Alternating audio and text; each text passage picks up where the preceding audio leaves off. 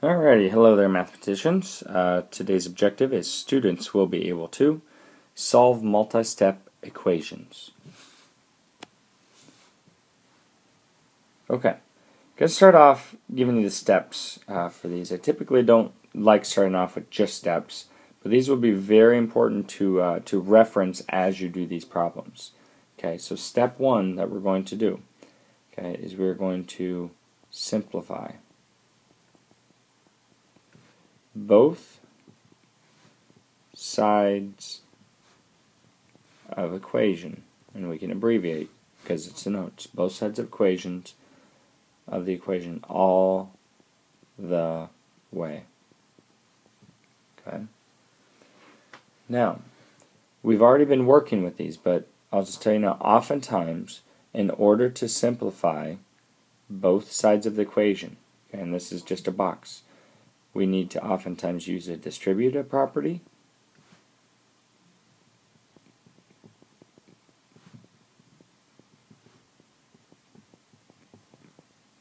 okay. And then we also a lot of times have to combine like terms. Okay. Alright, so again, simplify the left side of the equation, simplify the right side of the equation all the way, and then we can go on to the next step, which is to move all variable terms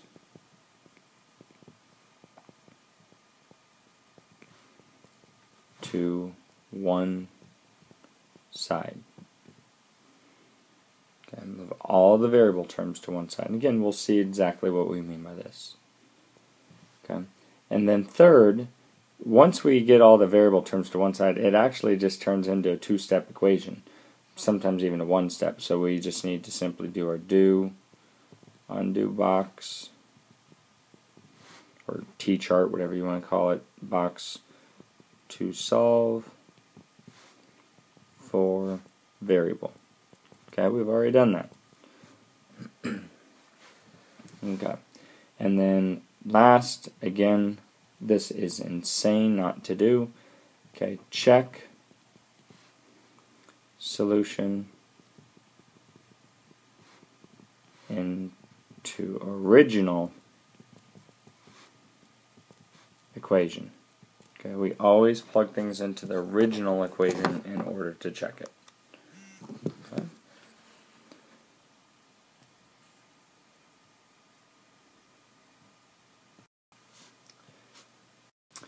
Okay, I'm going to start off with this example, so make sure you find this example in your notes. Okay, the first thing, again, following the steps, the first thing that we need to do is just simplify both sides of the equation. Okay, now to simplify, you simply look at each side of the equal to sign. So look at each side. If we look at the right side first, 12, can you simplify that at all? And the answer is clearly no. Now look at the left side. If you just saw, okay, 3 parentheses x plus 4 close parentheses, could you do something with that?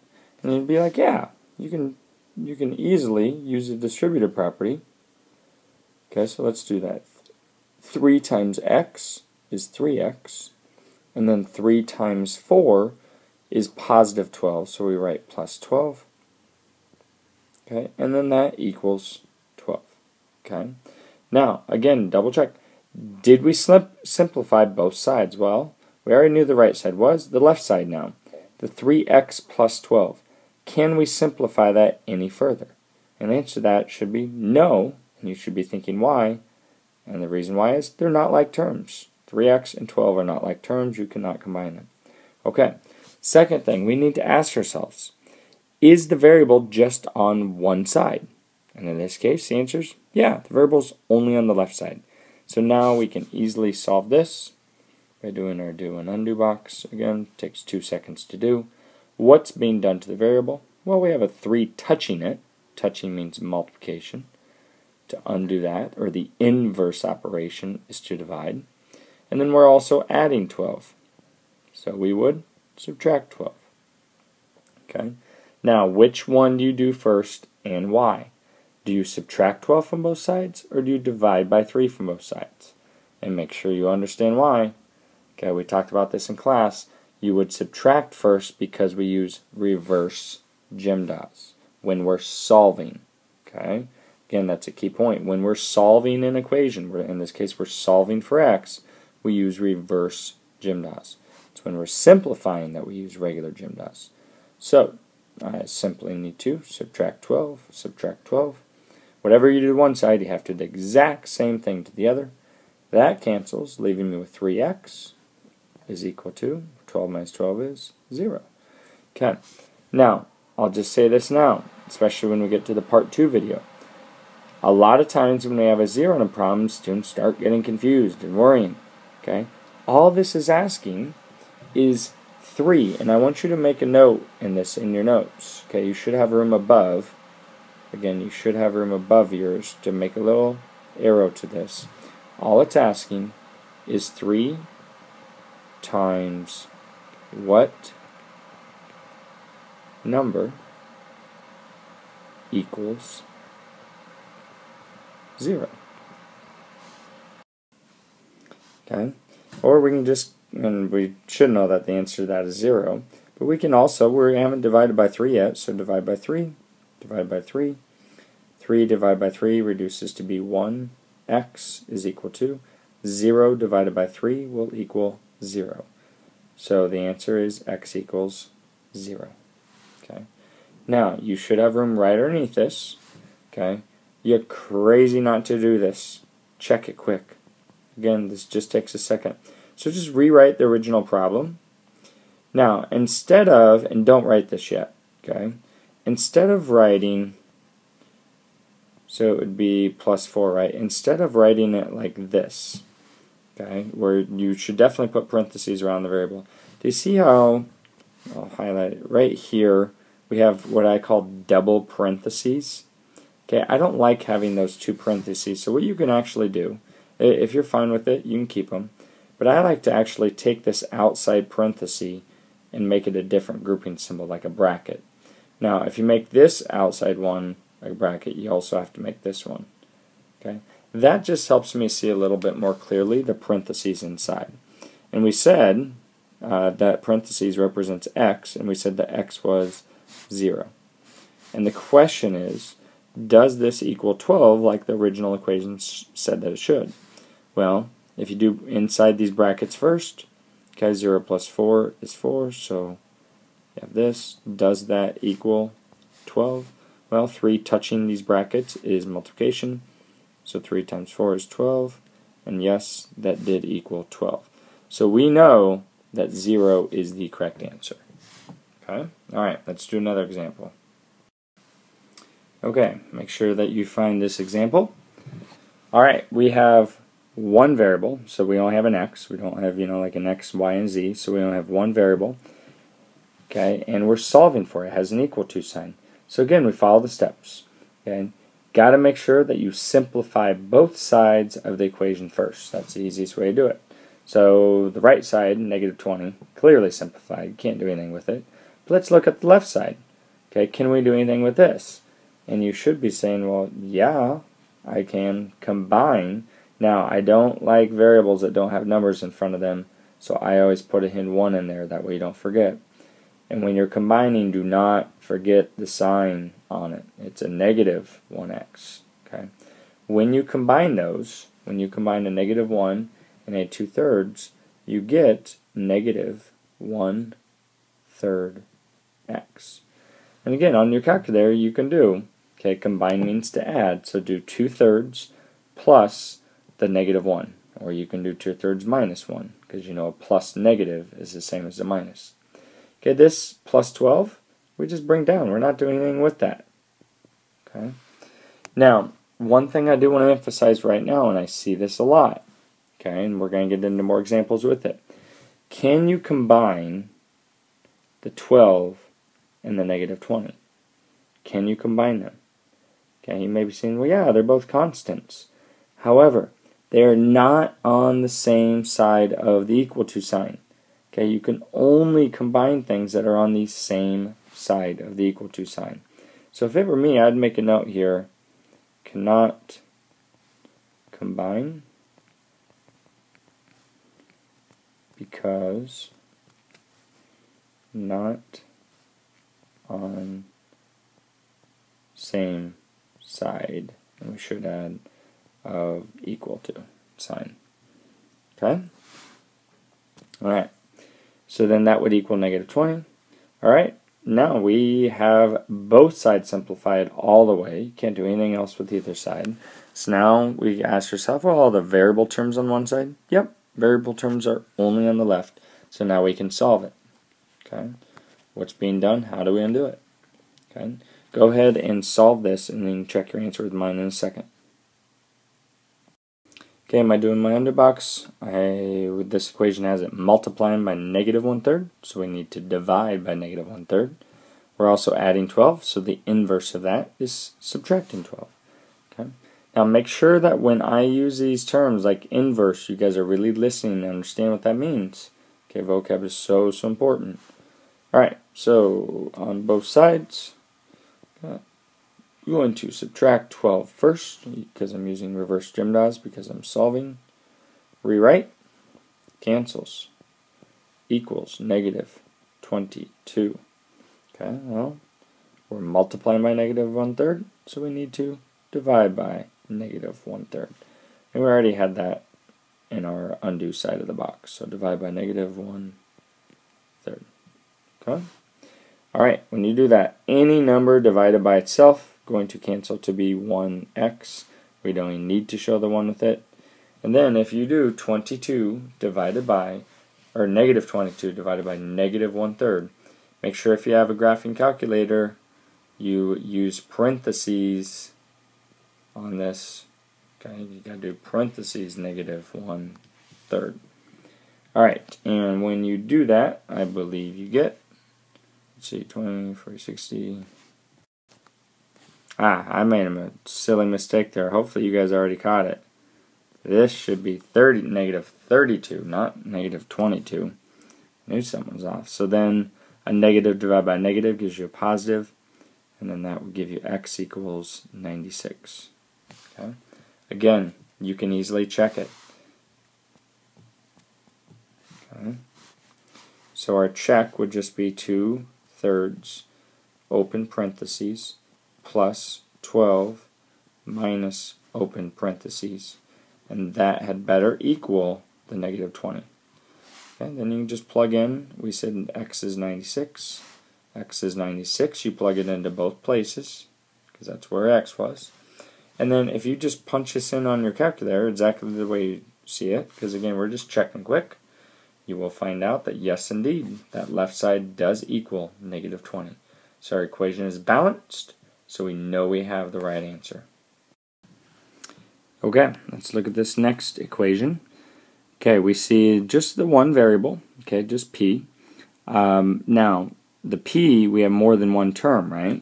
So, we got to follow our steps. Okay, we have to simplify each side of the multi-step equation. So, look at the left side. Can you simplify negative 2 plus 10p? Answer, no, not like terms. Right side, can you simplify 8p minus 1? Answer, no, not like terms. Okay, and again, put a note because I see this so often and you cannot do it. I oftentimes see students combine the 10p and 8p. I want you at saying right now to yourself, why can't you combine those? Okay, so hopefully you said this just now in your head.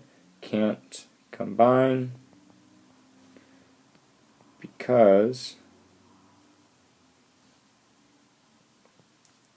not on same side of equal to. Alrighty, so both sides are simplified all the way. So now we have to ask ourselves, okay, we got to get all the variable terms to one side. Now, I like to keep my variable terms to where they stay positive, if at all possible. When we get to the inequalities unit, Unit 7, you'll see why that's oftentimes helpful. Okay, so you don't have to write this bit down, but I'm going to think kind of out loud with you.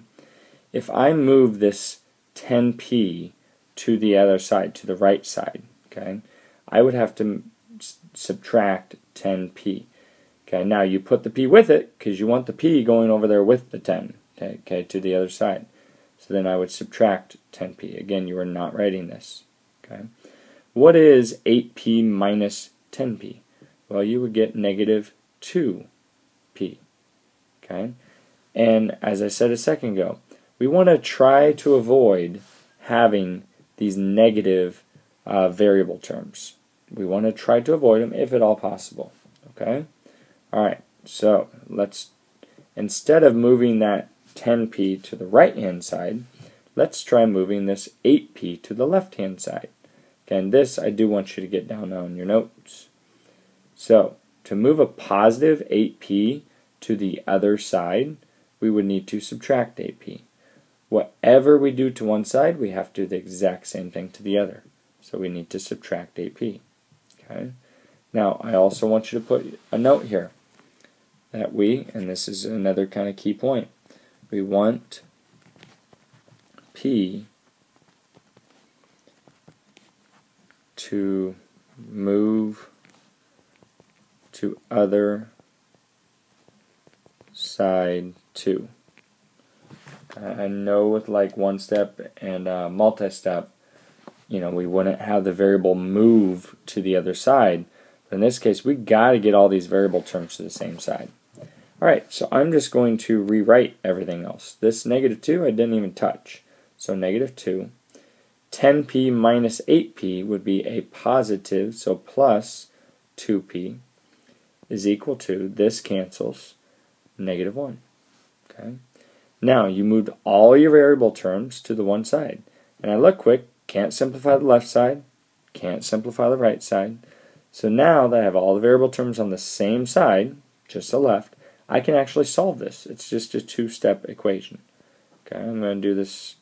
I want you guys to hit pause, okay, and do this on your own, and then again, check your work with mine.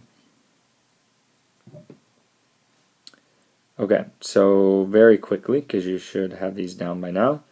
Actually, I'm going to redo that. I like to start with what's closest to the variable. So it's multiplying, because it's touching by 2, so I need to divide by 2. I also have a negative 2, so I would need to add 2. Okay.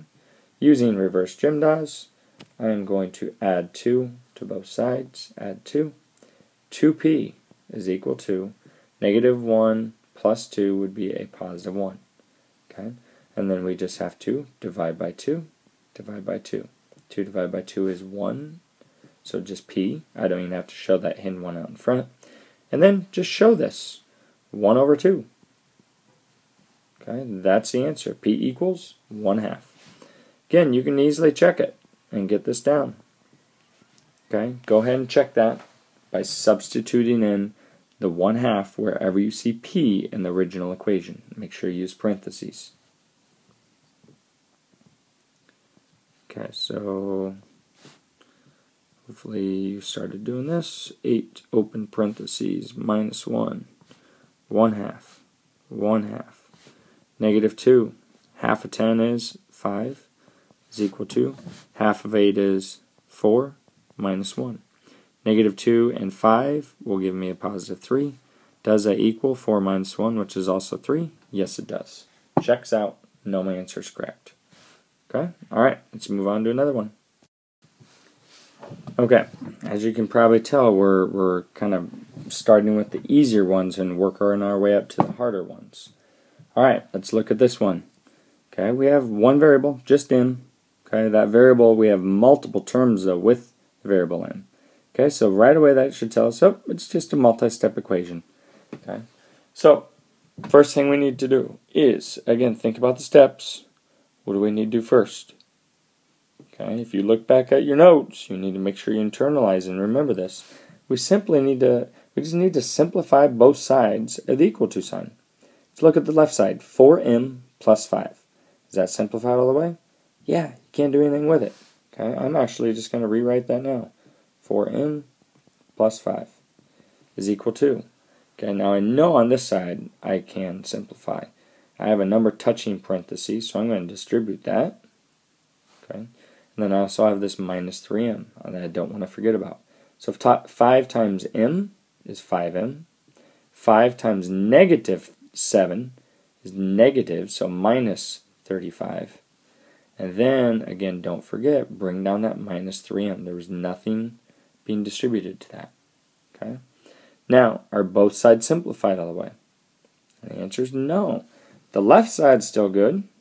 Can't do anything with that. Okay, but what about the right side? You can combine, keeping this sign in front of, you can combine these like terms. 5 combined with negative 3, or 5 plus negative 3, or 5 minus 3 will give you 2m minus 35. Okay. Alright, still not done. We're done with step 1. The left side simplified all the way. The right side simplified all the way. So now we just get all of our variable terms to the same side. Well, I can see that if I move this 2m to the other side by subtracting 2m, that's going to leave me with a positive coefficient on m. In fact, it's going to leave me with 4 minus 2 is 2m. Bring down that 5 plus 5 is equal to 2m minus 2m cancels, equals negative 35. Okay. Now that we have all of our variables on the same side, or on one side, we can simply solve this. Okay, you can make the do and the undo box if you need to, but I need to subtract 5, leaving me with 2m is equal to, let's see, that was negative 35, right? This would give you negative 40. Okay. Now we're not done solving for m. Okay, we have to divide by 2. M is equal to negative 20. Make sure you circle that. And actually, before you circle it, you should just spend the time checking it quick.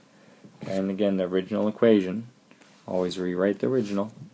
4, open parentheses, plus 5 is equal to 5. This is where I'd have those double parentheses, so I like to just change that to a bracket. Minus 7. And then minus 3m. Okay. Plug in your negative 20. Negative 20. Negative 20. And then, this one should have been parentheses, negative 20. Okay. And when you check your answer on that, you do in fact find that both sides, okay, simplified to be the exact same number. So it balances out, so we know it's correct. Okay, I'm going to, why don't you guys, if you feel comfortable, hit pause, give this one a try. Just make sure you really listen in as I go back and explain it. And if you made a mistake, make sure you erase it and get the correct work down, since it is an example in your notes. But if you feel comfortable giving this a try on your own, give it a try. If not, you can follow along. But I'm going to go pretty quickly through this one. So again, if you feel comfortable giving it a try, hit pause now. Okay. So let's go through this. I see one variable, just p, but that variable has multiple terms. So right away in my head, I'm thinking, oh, that's a multi-step equation. Okay, whenever I think about multi-step equation, first thing, make sure both sides of the equal to sign are simplified all the way. 4p plus 5 clearly is. Those are not what? They're not like terms. But this is the other side. We can distribute, and I can put it in 1. And I also like to separate those terms. Make sure you don't, make that minus look like a plus. Okay, by separating the terms. Alright, so I'm going to rewrite this left side again. 4p plus 5 is equal to 5 times p is 5p.